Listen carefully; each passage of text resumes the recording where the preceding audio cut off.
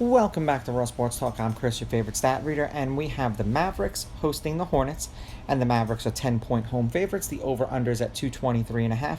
The Hornets are plus 310 on the money line, and the Mavericks are minus 395. Now, these are the overnight odds. They're going to change the closer we get to tip-off tomorrow. They played once this season in Charlotte, and the Hornets won that game 110-105. The game did go under. The Hornets are 5-23 on the road this year. The Mavericks are 18-11 at home. Lineups for this game are supposed to be LaMelo, Smith Jr., Green, Bridges, and Williams. And then Kyrie, Christie, Thompson, Washington, and Powell. Both Washington and Powell are listed as questionable. Now, with the Hornets potentially being in contention for the number one pick with the ping pong balls, they're, I think, one of the bottom four teams right now.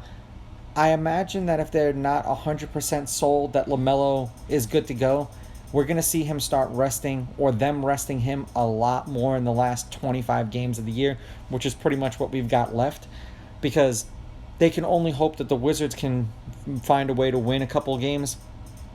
You know, they still got some really good shot at that ping pong ball bouncing their way and getting Cooper flagged.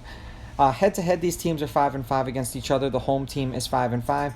The underdog is 6-4 against the spread. The favorite's 5-5 on the money line. The under is 6-4, and the under at 223.5 is 6-4.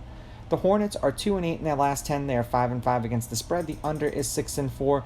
They're on a 4-game losing streak, and they've been pretty much embarrassed in the last, I want to say the last 4 games, but the last 3 games in particular, they've just gotten their asses just handed to them.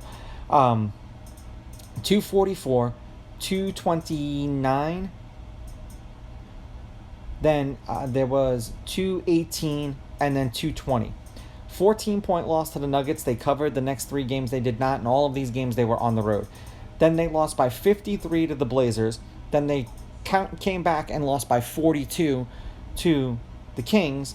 And then they lost by 36 to the Warriors.